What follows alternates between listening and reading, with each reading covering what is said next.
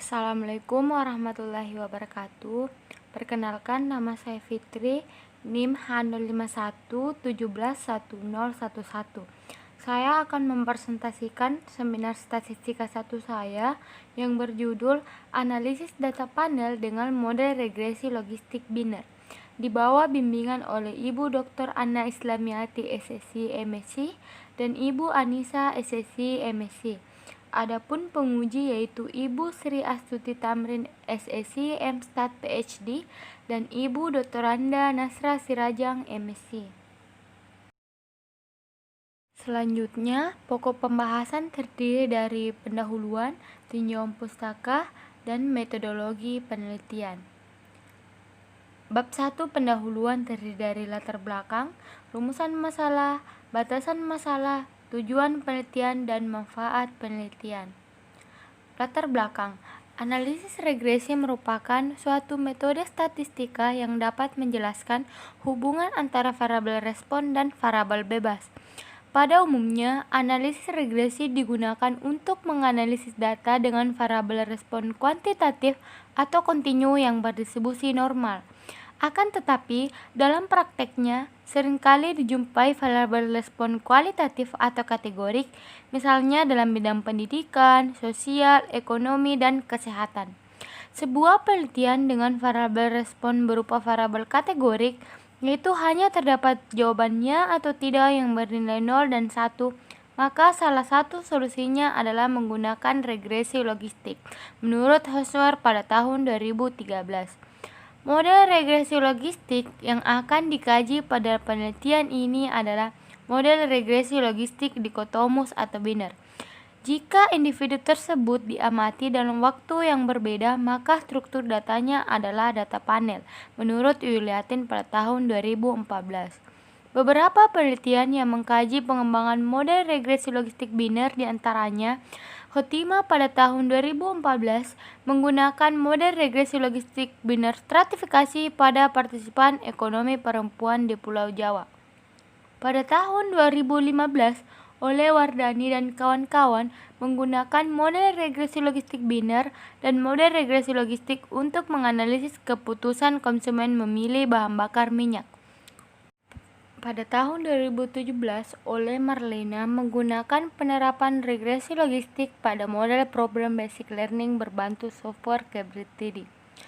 Pada tahun 2018, oleh Hairin menggunakan penerapan model regresi logistik biner pada model faktor kewirausahaan. Dalam uraian tersebut menjelaskan mengenai data cross-section, sedangkan dalam penelitian analisis tidak hanya menggunakan data cross-section maupun data time series saja. Data panel merupakan penggabungan antara data cross-section dan data time series.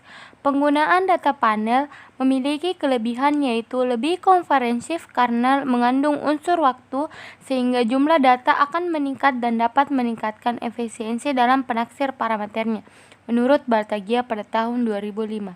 Dalam penelitian Jayati pada tahun 2017 menggunakan penerapan regresi logistik data panel pada evaluasi kebijakan Inflation Targeting Framework di Pulau Jawa periode 2006 sampai 2015. 14 mencatat bahwa penggunaan data panel dalam penelitian memiliki beberapa keuntungan dibanding menggunakan data jenis cross-section maupun data time series saja. Pertama, dapat memberikan peneliti jumlah pengamatan yang besar, meningkatkan derajat bebas, data memiliki variabilitas yang besar dan dapat menghasilkan estimasi yang efisien. Kedua, data panel memberikan informasi yang lebih banyak yang tidak dapat diberikan hanya oleh data cross-section atau data time series saja. Ketiga, data panel dapat memberikan penyelesaian yang lebih baik dalam inferensi perubahan dinamis dibanding data cross-section. Model regresi data panel pada umumnya menggunakan 3 macam, yaitu model efek umum, model efek tetap, dan model efek acak. Pada model ini diperhatikan dimensi waktu maupun individu. Pada model efek tetap merupakan model yang mengasumsikan bahwa perbedaan antar individu atau antar waktu dapat dilihat dari perbedaan interseptnya. Model efek acak menyatakan bahwa unit individu dan unit waktu yang digunakan tidak ditentukan terlebih dahulu, melainkan hasil pengambilan secara acak dari suatu populasi yang besar. menurut Anissa pada tahun 2012. Dalam mode panel linear, transformasi harus dilakukan untuk mendapatkan estimator yang konsisten. Akan tetapi, cara yang sama tidak dapat diterapkan pada analisis data panel logistik, menurut Batagia pada tahun 2005. Sehingga diperlukan cara yang lain untuk memperoleh estimator yang konsisten.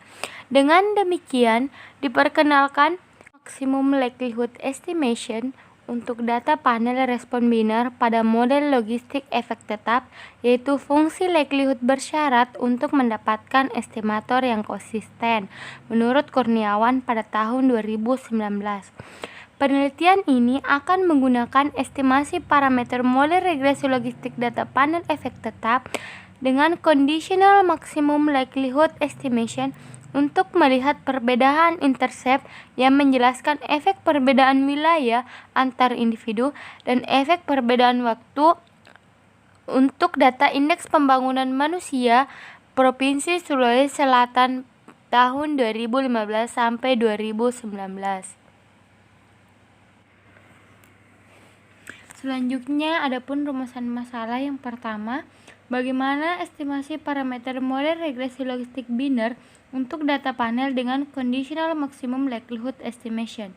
Yang kedua, bagaimana pengaruh rata-rata lama sekolah, angka harapan hidup, harapan lama sekolah dan pengeluaran per kapita terhadap indeks pembangunan manusia Provinsi Sulawesi Selatan tahun 2015 sampai 2019 dengan conditional maximum likelihood estimation.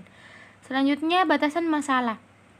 Penelitian ini menggunakan estimasi parameter model efek tetap dengan conditional maximum likelihood estimation pada model regresi logistik data panel yang diaplikasikan pada data rata-rata lama sekolah, angka harapan hidup, harapan lama sekolah dan pengeluaran per kapita terhadap indeks pembangunan manusia Provinsi Sulawesi Selatan tahun 2015 sampai 2019 yang diperinci berdasarkan 24 kabupaten atau kota. Adapun tujuan penelitian yang pertama, memperoleh hasil estimasi parameter model regresi logistik data panel dengan conditional maximum likelihood estimation. Yang kedua, memperoleh hasil pengaruh rata-rata lama sekolah, angka harapan hidup, harapan lama sekolah dan pengeluaran per kapita terhadap indeks pembangunan manusia Provinsi Sulawesi Selatan tahun 2015 sampai 2019. Ada manfaat penelitian yang pertama, menambah wawasan dengan pengetahuan mengenai estimasi parameter model regresi logistik data panel dengan conditional maximum likelihood estimation. Yang kedua, sebagai bahan rujukan dan pengembangan pembelajaran statistika tentang model regresi logistik data panel. Tinjauan pustaka terdiri dari regresi logistik biner, regresi data panel, regresi logistik data panel efek tetap, estimasi parameter model regresi logistik data panel, pengujian panel multikoloritas, pemilihan model, pengujian parameter secara simultan dan parsial, dan indeks pembangunan manusia. Selanjutnya, metodologi penelitian. Jenis dan sumber data yang digunakan dalam penelitian ini adalah data sekunder yang merupakan data panel dengan rentang waktu 5 tahun, dari tahun 2015 hingga 2019, dan 24 kabupaten di Provinsi Sulawesi Selatan. Data tersebut diperoleh dari website Badan Pusat Statistik Provinsi Sulawesi Selatan. Identifikasi variabel. Variabel respon yang digunakan dalam penelitian ini adalah variabel respon kategorik yang dikategorikan menjadi dua, yaitu IPM menengah rendah dan IPM menengah tinggi. Variabel bebas terdiri dari rata-rata lama sekolah, angka harapan hidup, harapan lama sekolah, dan pengeluaran per kapita. Adapun metode analisis data dapat disajikan dalam bentuk diagram. Yang pertama, dilakukan pengujian panel Unirod dengan uji Dickey-Fuller. Lalu dilakukan uji multikoordinatas dengan melihat nilai FIF. Jika pada data tidak terdapat multikoordinatas, maka dilakukan penentuan model estimasi. Jika didapat model estimasi model efek tetap, maka dilakukan estimasi parameter model regresi logistik data panel dengan conditional maximum likelihood estimation. Lalu membentuk model regresi logistik data panel dengan conditional likelihood maximum likelihood estimation. Selanjutnya dilakukan uji signifikansi parameter secara simultan dan parsial. Lalu yang terakhir, interpretasi hasil. Adapun daftar pustaka yang saya gunakan dalam penelitian ini dapat dilihat pada slide. Sekian dan terima kasih. Wassalamualaikum warahmatullahi wabarakatuh.